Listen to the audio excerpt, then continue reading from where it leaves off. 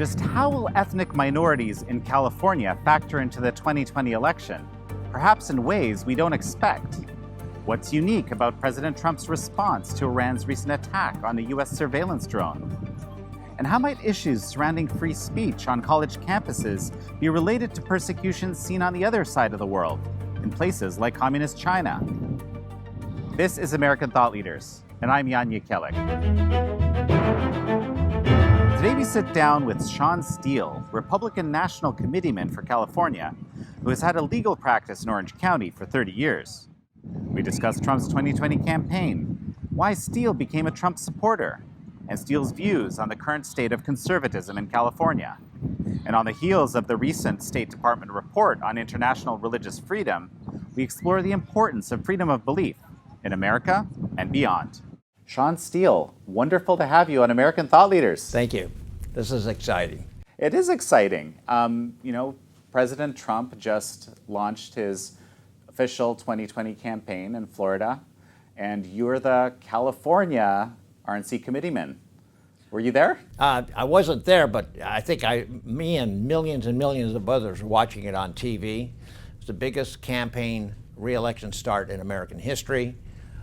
People were waiting for 40 hours outside for the opportunity to get inside.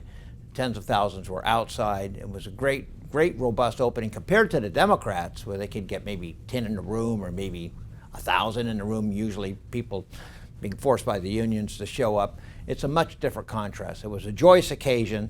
Being at a Trump rally is something that a lot of people really look forward to.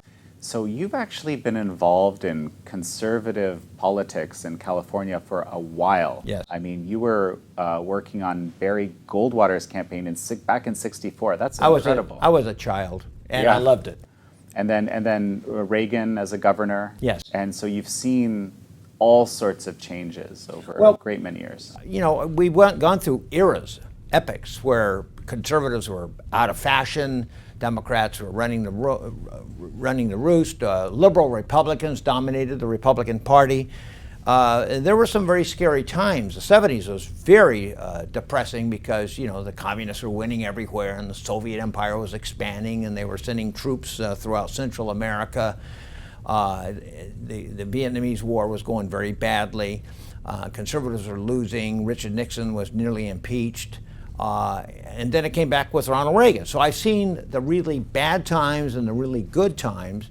And then we went through another major periods. And again, a very depressing time with Obama, where America was definitely in decline. The Midwest was completely ignored. Working class people were considered rubes. And the elites were reigning powerful on the coast. The intellectuals and the transnationals were running the White House. Obama was apologizing for American culture, American history, American military power. He devalued it. He really hurt our economy. And then he set up a surveillance state to spy on his political enemies. I mean, it was a poisonous administration. It was very depressing. What was even more depressing, that Hillary Clinton looked like she was going to be his successor. Okay. And she is just, she is like Obama, but without the style and the grace. She's just a plain angry woman. And then a miracle happened. Americans saw that Trump was a better choice. So you played a bit of a role in this miracle. You came out pretty early in support of candidate Trump. That's true. I came early because he was the presumptive Republican victor in 2016. Mm-hmm. So earlier than some, but I wasn't for him initially. I want to make it really clear. Yeah. At first, when he came down that elevator, I said, what is a 70-year-old man doing in my party? We've got all these young governors and senators. Some of them speak Spanish. We've got some females. They're accomplished. They're a new generation. And I didn't understand what Trump was doing. And other than, I thought, well, maybe it's just sheer opportunism. Mm-hmm. But I watched him demolish one Republican after another, doing it the old-fashioned way, getting more votes. Then I saw him bring in Michael Pence, and I was Sergeant of Arms at the National Republican Convention. Right. And I saw what a well-run convention that was, but I still thought it was going to be against us. I thought it was going to be tough. Hillary had over $1 billion, and Trump wasn't raising that much money. We were hoping that it was going to happen, and then Trump started doing these rallies, and that seems to have been the trick. And then he started focusing, and the RNC as well, started focusing on key battleground states. So while Hillary's spending time with billionaires in California, she already had California. She ignored Michigan, which Democrats always have, ignored Wisconsin, ignored Pennsylvania, and that's what made the difference. So what's really big in the news last few days is actually President Trump's approach to Iran. Two things. Yeah. We have this giant rally for Trump in Florida, a crucial state, which Trump's going to carry, but you have to start in a base of a swing state with 29 electoral votes. It's a big deal. Right. Then within 48 hours, the Iranians use a very sophisticated surface-to-air missile system and blowing out a $1.5 million sophisticated drone that's in international waters, American property. It was an offensive act. It was a military act. It was almost a call to arms. And so Trump does what all presidents should do. Let's look at our options, including our military options. Right. So the Pentagon and some of its advisors suggested, well, we need to go in and punish them and have some strategic strikes. We've done this before. Obama did it numerous times. Trump did it in Syria. Strategic strikes would take a couple of stations, military installations, and just blow them up. And so Trump was given, he asked Democrats and Republicans, like a president should. And then he apparently set the motion in action. Let's go forward and have a strike. And he rethought about it, got more information, then he canceled it. Now he said, basically, we could have killed maybe 150 Iranians who were involved in that strike, but it isn't worth it. It would be what he called disproportional. It wouldn't be the right thing to do. Now that takes a great deal of courage and fortitude, but also thought, to understand, well, we lost an expensive piece of equipment, it was illegal, it was combative, but it didn't cost any American lives. So Trump doesn't like adventurism, he doesn't like war making, he doesn't like intervening in other nations. That was his campaign pledge, which has been different from the Republican message in the past. Right. This action of his has substantially helped his reelection, because there's about a 20% in the middle that don't like Trump's rhetoric, but like his actions, don't like Trump maybe personally, but they love his economy. The stock market has hit an all-time record. It is worth twice as much as it was when he came president. Right. The tax reform has really exploded beautifully our economy. Lower middle-class workers are getting more pay raises than they have in 50 years. It's a fabulous economy that's taking place, but on military, on war making, he really showed serious restraint. And among those in the center left, they are impressed, and several of them are saying that publicly. And it's really confusing most of the Democrats. It's really fascinating, isn't it? Well, it shows his mind at work. And he probably has a better instinct for understanding Americans than most presidents we've seen in the last 50 years. He's kind of like Reagan-esque. He understands intuitively what a majority of Americans are thinking and are wanting. And that's pretty remarkable. Obama was aloof. He never had a clue. He had his agenda, he had his grace, and he had his style, and he had hard ideological, narrow army of thinkers that was pushing his agenda. You know, a very soft socialistic agenda.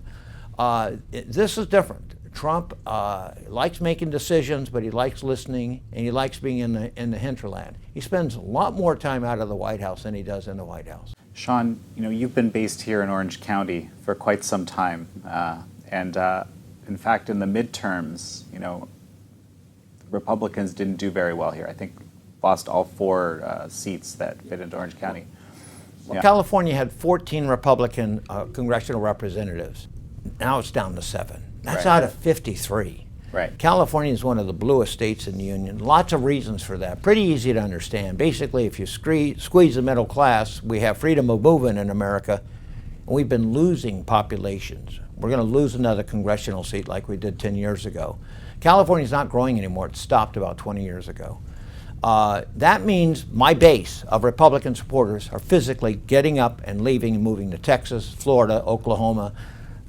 Places where they feel more at home, I guess. Well, not only at home, but they get good jobs, with housing is third as much, with better schools. We have terrible schools in California, and the homeless problem with the criminality increasing throughout California in our bigger cities. They don't find that in Texas or Florida. So there's a dramatic quality of living.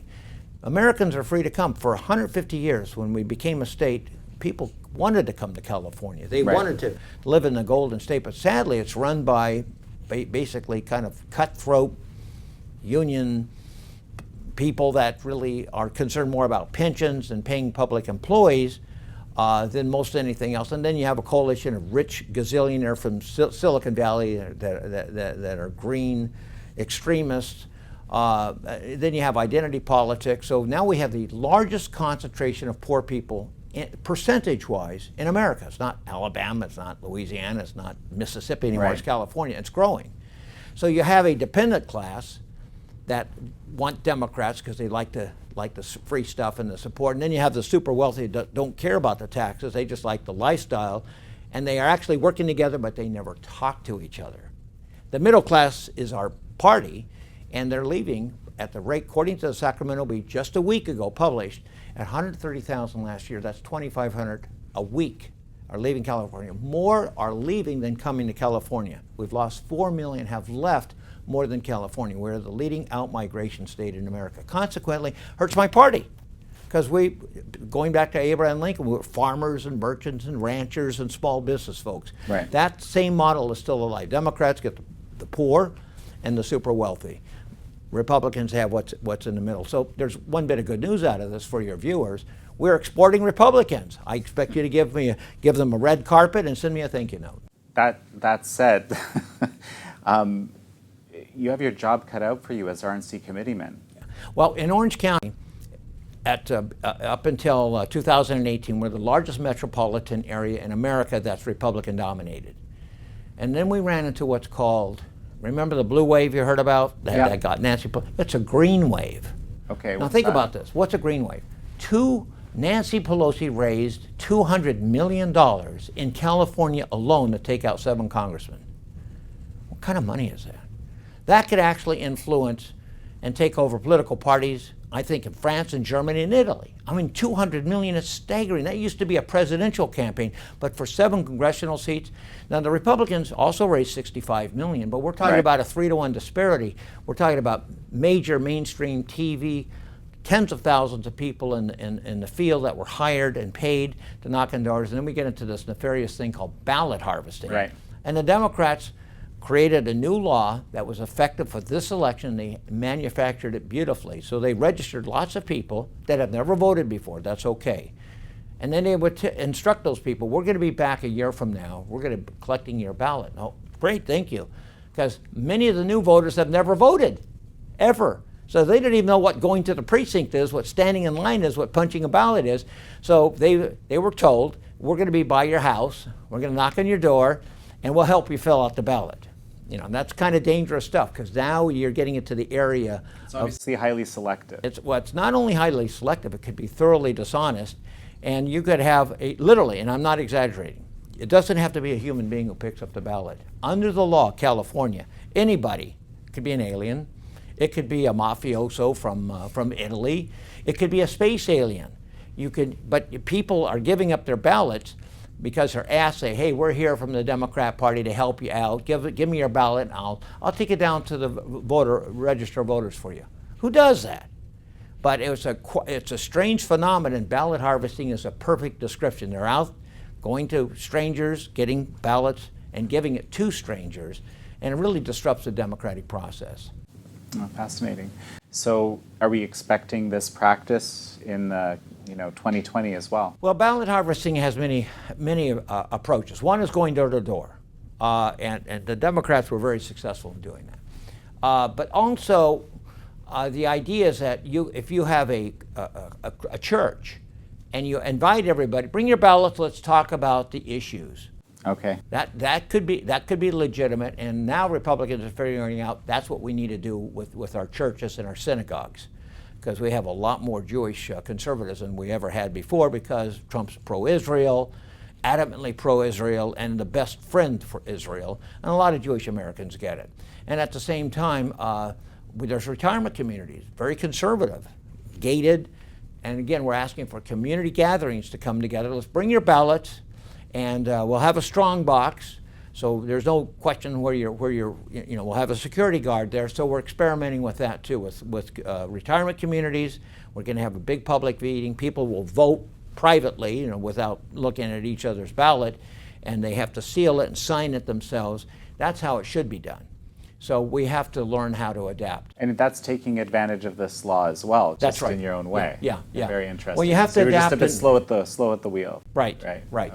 I got it. But so you think this will even the playing field? Well, it's going to be more than that. If you have $200 million, you had a billionaire called Tom Steyer. Steyer made his money by producing coal manufacturing plants throughout Southeast Asia. The classic dirty coal man. And then after he made his billions, fortunately, had an epiphany, and he realized he was making dirty money. So now he's dedicated to cleaning up the world by supporting left-wing extremist politics. So he literally hired 50 people for each of those 4 districts, 200 people on his personal payroll, 2 years before the election, just to start getting the left-wing Democrat groups coordinated, start ballot registering, start the process for ballot harvesting. It was a massive operation. And then Bloomberg at the end, another Bolshevik billionaire, as I call him, puts on ads on TV, $4.5 million against one congressman, $4 million against another congressman 10 days before the election. It's what I call a kill shot. Considering that Bloomberg's against guns, I thought kill shot would be a perfect description. The bet worked. So the millions of dollars that went against these Republican incumbents was something we've never seen in American politics. Those people won't be around in 2020. Why is that? They're going to be in the Midwest fighting it out with Trump. But I got some bad news for the Bolshevik billionaires. Trump's ready. Trump raised more money in 24 hours than any president in history. Is it $25 million? I just found that to be astounding. Yeah. No, Biden raised $6 million, and everybody got excited about that. Trump has ground troops already, headquarters, operations, social media, the likes of which those battleground states have never seen. So yes, Ted Steyer's got hundreds of people he's putting in Pennsylvania, Texas, and Ohio.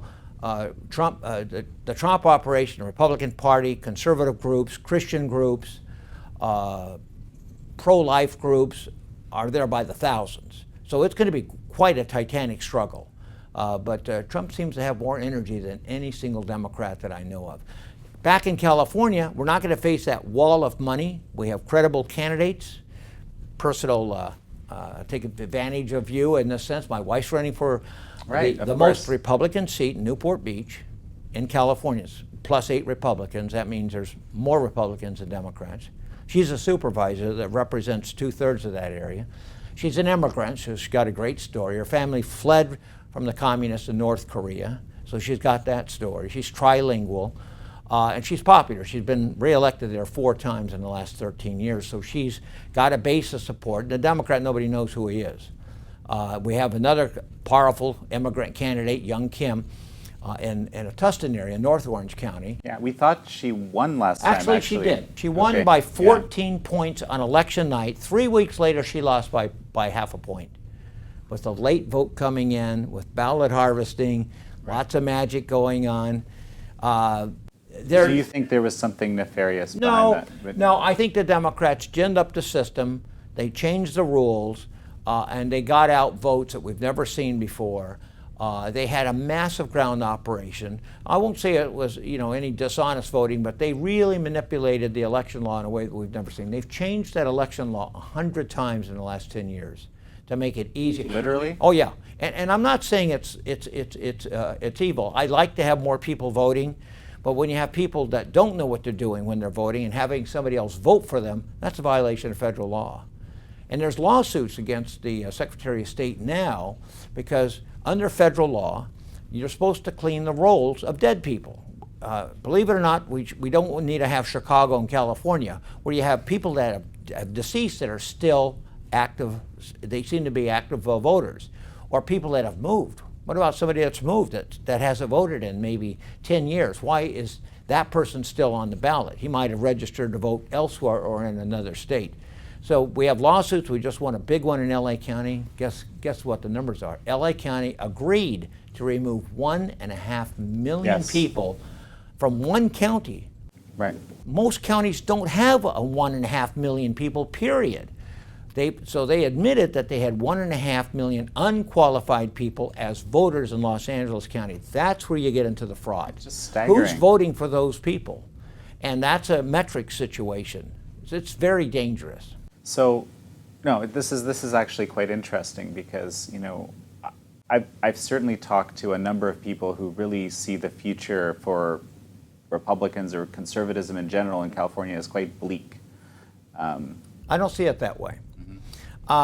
We had a Republican county meeting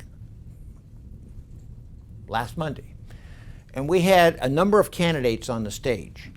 And well, out of the 11 candidates that were nominated and endorsed by the party officially very early to make it, to give them a clean run, Right. 6 were Asian Americans.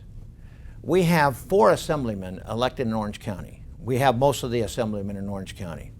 Of the 4, 3 are Asian. We have a Vietnamese, Tyler Diep. We have Chinese, Philip Chen. We have a Korean, Stephen Choi, in different parts of Orange County. Now that's the future model. In Orange County, we also have 3 senators. We had a Vietnamese senator, a Chinese senator, Ling Ling Cheng, my favorite name, and Pat Bates. So 2/3 of the senators are Asian American. We lost in 2018 that Senate seat. We won it on election night. 2 weeks later, we lost by a couple of thousand votes. Janet Nguyen, who was in Central Orange County. What that means is that they put up an old white Democrat to go against Janet Nguyen and beat her by the narrowest of margins. Of these 6 Asian candidates that are standing for election, every one of them is opposed by an old white male Democrat. Isn't that interesting? The Democrats have figured out, well, we can't beat the Asians with an Asian or with a Latino, so we're going to get an old white guy, give them all the money the unions can produce to go and knock out the Asian who's got an office in California. That's a remarkable reverse discrimination, but that's the reality. It's fascinating. And it's cynical. It seems to turn a lot of common narratives on their head. So the role of Asian Americans, this is actually quite interesting. It's becoming quite significant here. They're the fastest growing group in California, voting-wise. Just a few years ago, they were 10%. Now it's 15% of all voters are Californian Asian. What's nice about Asian Americans from a political point of view, political science point of view, besides their fast growth, there are now nearly 3 times as many Asian voters as there are African American voters in California. They are growing faster than the Latino population. California is the great magnet for for Asians to come to California, and I welcome that because they bring talent, they bring ingenuity, they bring a work ethic that's fantastic. And yet we find that the first generation not that involved in politics. They don't trust politics. They come from communist China, where if you're involved in politics, you could disappear one day. They come from Korea, where bribery was massive. You come from Vietnam, where you have communist and bribery as a huge problem. So politics was bad for business for many of first generation Americans. But now they're seeing the landscape. What do we know about Asian Americans? They're generally more successful than native-born Caucasians. They generally have stronger families. They generally have longer marriages. They generally have better homes, better lifestyle, and the kids are better educated. These are pretty much Republican values. The question is, they don't want to get involved in politics. They hear from it's a Democrat majority state, and they're saying get involved with those Republicans are racist. Well, so most Asians in America are declined to state. They don't align with either party. That is the Republican opportunity. You get fundamental baseline conservatives, you get Asian Americans and a majority of those, and then you have a new majority, plus the middle-class Latino, the religious middle-class Latino. Give me a Latino who's Catholic, goes to church at least once a week, or a Latino evangelical, or almost overwhelmingly conservative. And if they're middle-class, second, third generation, they own a home. That's a great opportunity for Republicans. That's why Trump gets 30% of the Latino support in California. Trump. A generic Republican does better. So you give me a good chunk of the Latino support, you bring in a majority of Asian Americans, you have the native-born conservatives, you have a very spirited contest, so it's not complete Democrat control. It sounds like you're just laying out your strategy here for our viewers. I'm telling everybody who wants to know. Oh, that's excellent. Well, we appreciate it. Yeah. Now, you're actually, you have this legal practice in Orange County for 30 years. Yes. And you've actually been involved in a number of pretty high-profile lawsuits, and I know you have some going right now. Maybe you can tell us a little bit about these. It was kind of unexpected. I'm a libertarian as a Republican. I really believe in free speech. I believe in the Bill of Rights, every one of them. I don't trust central government. I don't trust strong central governments anywhere in the world. They're usually bad. So I'm very much of a decentralist and believer in individual liberty. So a couple of cases I could talk about that did get a lot of notoriety. After Trump was elected, I had some college Republican friends of mine, students, because I'm a Republican National Committeeman, so I go to colleges all the time. And they reported back to me that there was a teacher who teaches sex education. And what 18-year-old wouldn't want to take a class on sex education? That's a hard leftist. And she says, don't worry about Trump being elected. You're safe here. Nobody's going to hurt you. This is a safe space. But for those of you students in this audience who voted for Trump, I want you to stand right now so we can see who you are. That's a firing offense. This happened? Yes, yes. This is amazing. The best part was it was on video. Oh. It was on video, surreptitiously by one of our college Republicans. And so they said, we got a video of this going on. I said, that's great. So I arranged a meeting with the president of the school and then the 5 college Republican leaders. And I couldn't have designed this better myself. So we had it on an iPad, the whole presentation where the teacher is scolding the Trump supporters and asking the Trump supporters to stand up and identify themselves. And I show this to the president of the college, and the 5 students come in. And the first one is Joshua Recalde Martinez, obviously a Latino kid, very good young conservative who's a good friend of mine today. The second one that comes in is Vincent, a gay guy, which, you know, I didn't expect, you know, but a gay Republican. The third guy comes in as a female who's from El Salvador, who's with a thick accent. The fourth one that comes in was an Armenian from Armenia, Russia. And the fifth one is just a regular straight guy. And I said, but this is like Hollywood casting. I got a multi-diversity crowd here, and it was natural. Breaking the typical stereotypes, basically. I mean, this is true in college Republicans throughout California. This is just, it's normal. It's really quite exciting. Get Jewish kids, Vietnamese kids, Chinese American kids, the whole deal. So we showed them the video and said, what are you going to do about this? Well, I'm going to get to the bottom of it, which is code. I know administrators are they're weak, they're bad, they go along, they said, what he's thinking, I got to deal with the faculty forever, and you guys are only here for 2 years. So you students aren't important. So I gave him a deadline, he failed it. They put it on Facebook, and 1 million views later, Tucker Carlson picks it up, we go on the show, and then the Orange County Register gets excited, and he put out editorials every day, and then the school said, we're going to suspend the students for letting this video go, for broadcasting. And so they had it backwards. So later on, the teacher gets the Teacher of the Year award. She's the victim because she got a lot of emails saying, what are you doing to these students? The students are told that they're going to be thrown off campus, including one of their rowing stars who took the actual video. They had investigations of the students, you know, who gave it to you, who told you to do this. So I brought in 6 lawyers at the last minute, and I said, I need lawyers to help. I need a lawyer for each of these kids. They're having hearings next Tuesday. So I had a bunch of lawyers show up on their own time, different lawyers, a murder prosecutor, a corporate guy, a First Amendment guy from San Diego drove up. It was very exciting. And finally, the pressure in Orange County got so much against Orange Coast College and their leadership, and they got terrible worldwide publicity because they were doing an evil thing that the Orange County Register says, we're going to put out an editorial every day until you change. By the third day of the editorial, they put out the phone numbers of each of the members of the Board of Trustees. The Board of Trustees had an emergency meeting because the pressure was overwhelming, and they dropped all charges. Didn't apologize, but they dropped all charges, and all of our kids have done well. But it taught the school an important lesson. If you're going to go after conservative students, you don't get to do it for free anymore. My favorite case is against Berkeley. Now, what good conservative lawyer doesn't want to sue Berkeley at some time in their life? Okay. Now, I don't make money at this. This is pro bono work, but I enjoy it immensely because, you know, you want your vocation to support your avocation. Yes. In fact, as a Republican National Committeeman, I'm grateful to my law practice and my clients to allowing me to work to make money so I can actually translate that into my avocation for personal liberty. So Berkeley, there's a rally.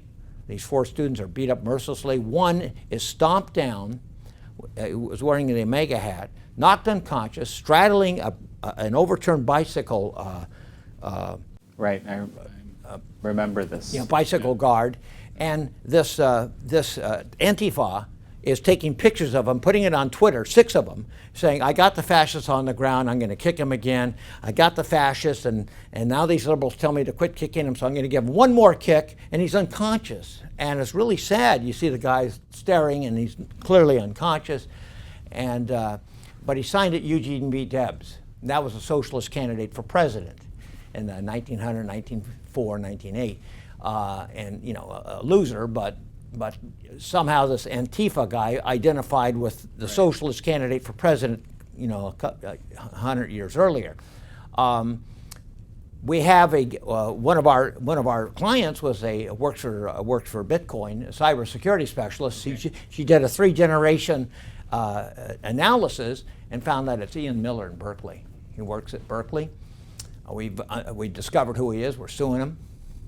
And we're suing the chancellor, we're suing the police department because they ordered the police to stand down, we're suing the city council, we're suing the mayor, and I got a team of lawyers with me on that, and we'll be doing depositions soon, and we'll be maybe offering tickets for the deposition. That'll be a lot of fun. Wow, that's sounds like incredibly important work. Well, there's many cases have been filed against Berkeley, and my National Committeewoman counterpart, Harmeet Dillon, an Indian American Sikh, devout Sikh believers, she got Berkeley to agree to new terms of inviting conservative speakers on campus to make sure they have a right to speak on campus. Imagine that.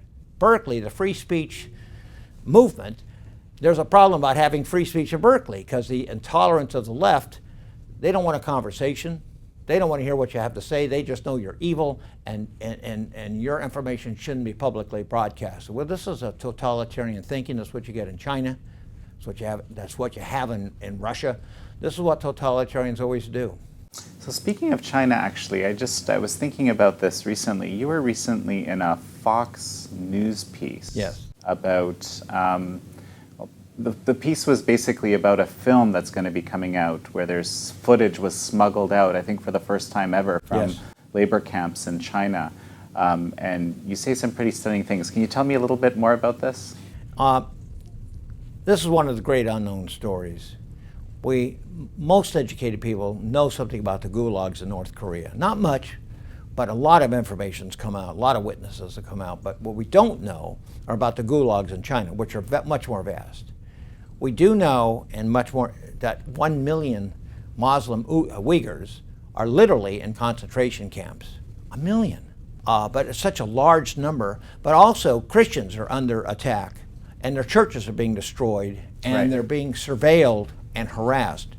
But the greatest group of all that's virtually being murdered on a regular basis for over 20 years now is Falun Gong, that has an inherent Chinese Buddhist natural tradition of 5,000 years, no threat to anybody, very peaceful, but they were seen by the party as being a threat to their hegemony, to their control, to their surveillance, and of course their cowardice. Right. They're afraid to death of any form of dissent. So now we have hard evidence that tens of thousands of believers are in these concentration camps, but here's the sinister part. Sometimes they disappear. And what do we mean by that? Well, in these concentration camps, and there's fantastic pictures of this, where they're sitting in front of the prison guards in nice, neat rows, one after another, several hundred of them. You're not allowed to really talk to each other or to get contact information if you ever get out, because once in a while, somebody that you sort of knew, you've been in jail with them for a year just because you had different political, religious beliefs. That was it. No violence, no criminal action at all. The party didn't like what you said. The party didn't like that you went to a meeting. The party didn't like that you made a phone call to somebody because they're surveilling all the telephone calls. The party didn't like what you wrote online. Right. And so the party comes in with no notice, takes you away, no trial, and you're in jail. And that's just what Stalin did, precisely the kind of things that Stalin did, but much more sophisticated now. But people have disappeared, and it turns out that we now know that China has the shortest waiting list for vital organs in the world.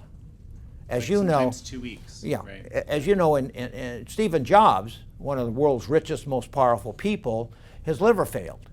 And as such, he had to wait a long time to get a new liver to save his life. He died ultimately. If one of the most powerful, richest people has to wait a period of time, and of course, organ harvesting is a very serious subject. It does save lives. If you got somebody that's sadly in a motorcycle accident and dies, and their brain is hurt, but their heart is in good shape, and they agree to it before they die, and I'm a donor right now. I don't think anybody wants my body, but I'm a donor, and millions are voluntary donors, it can save a life. But when you take a political prisoner and you kill them by putting a bullet in their brain so you can take their liver and their heart, that is Hitlerian. And I got to be very careful with that terminology, Hitlerian, Nazi-like, but that's exactly Mangler. That's the kind of evil deeds that extremely sick and demented people do. So if you don't even have to be a high official in China, you need a new heart, you got one in 2 weeks from a 22-year-old person.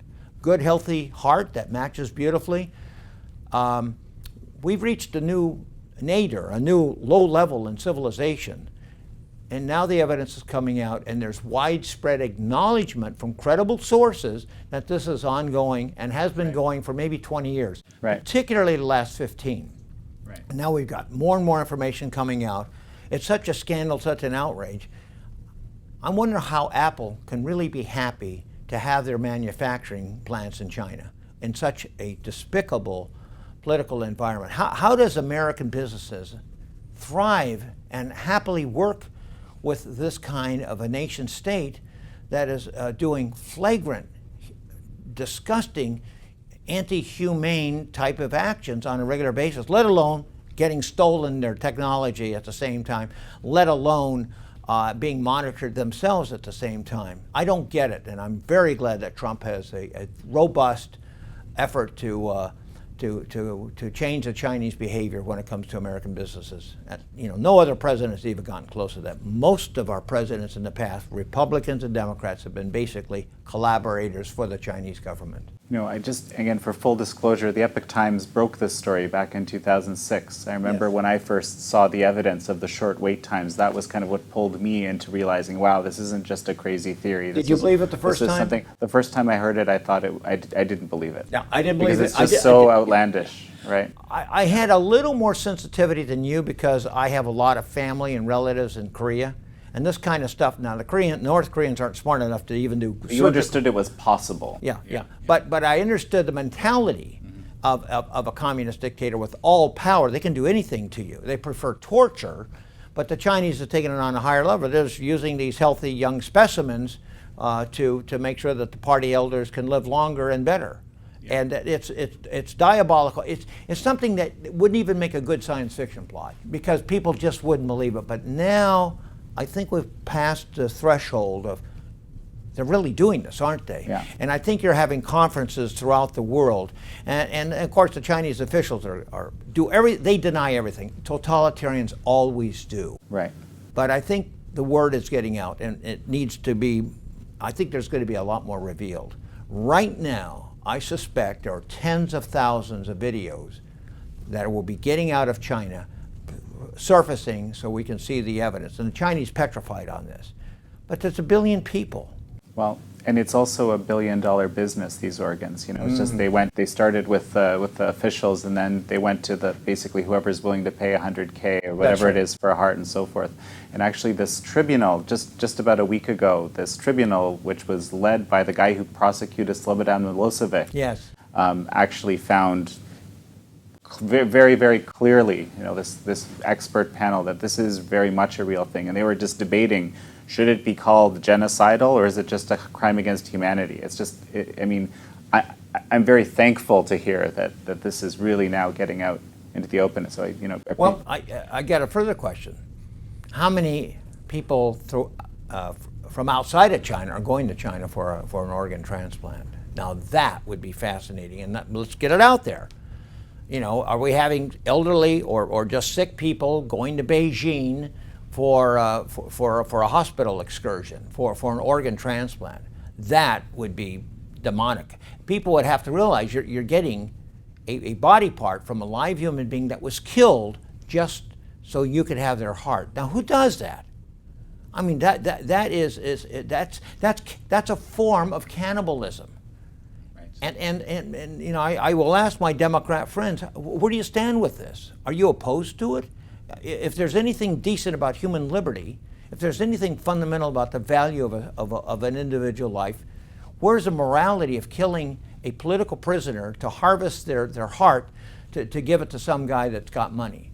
And I would hope that every Democrat that I know, including the socialist Democrats, would be violently opposed to this. I just haven't heard anything from them. I think, I hope there's one. I think most people simply went with the Chinese Communist Party's propaganda, which is simply that this is untrue, it's a horrible smear campaign against us and so forth. But I think with this recent evidence and these findings, I think it's going to be very hard for people to keep that position. Well, I doubt Nancy Pelosi is going to have hearings, but I suspect there will be in the Republican Senate. It's got to be open and discussed and with witnesses, and it needs to go to The Hague. You mentioned that you were going to take it in the video, if I recall. You mentioned you were going to take it up the chain. Yeah, we have an RNC meeting coming up in Charlotte at the end of July, and I have a resolution to put the RNC on record on this. Oh, interesting. And it was also, I noticed that Mike Pompeo recently talking about the religious freedom report, recent religious freedom report, also was referencing Mike Pompeo, Secretary of State, was in the RNC. I got to know him there, and brilliant man. And we've never seen this brave of a Secretary of State actually call out the Chinese on organ harvesting, and that is enormously credible. I cannot recall any Secretary of State that would even mention that. It would be almost impolite, but these massive human atrocities, it just can't be ignored. So in the meanwhile, so Pompeo's put it on the table. I think Republicans have talked about religious liberty, and Democrats not sure what do you mean religious liberty? It means if you have a religion, you shouldn't be discriminated against in building your church or your temple. You shouldn't be discriminated against in a workplace. You shouldn't be discriminated against anywhere in society. If you want to have a cross, that's up to you. And that includes Muslims. 80% of our Muslims are loyal pro-Americans. They're not part of the jihad. That includes Buddhists. That includes Sikhs.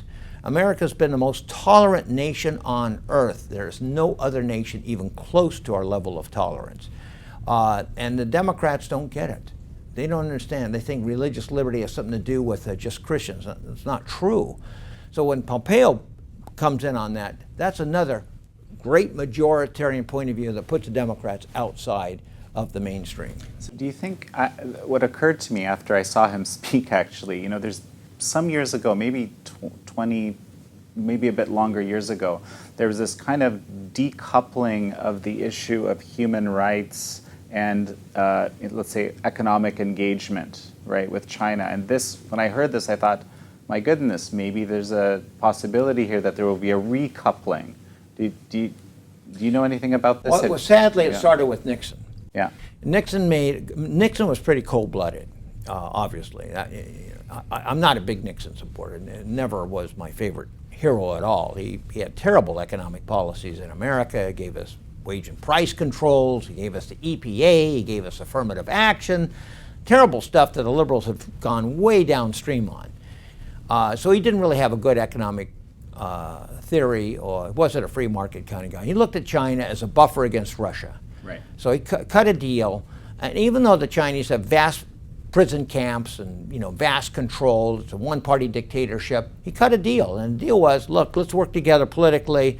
You do what you want on the economics, and forget about the human rights. I'm not going to bother you with that. And then he cuts off Taiwan, which is, which, again, I think there's a terrible price to pay. That really emboldened the Chinese Central Committee, the Chinese Communist Party, to get stronger, more ruthless, and to get wealthier, and marginalize Taiwan.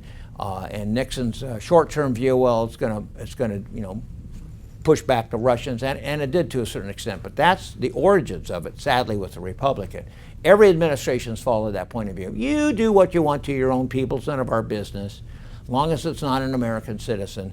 So we've seen all kinds of political prisoners. Tiananmen Square is a great example. Right. What happened in 1999 in Tiananmen Square, again, when there's mass slaughter against people of faith.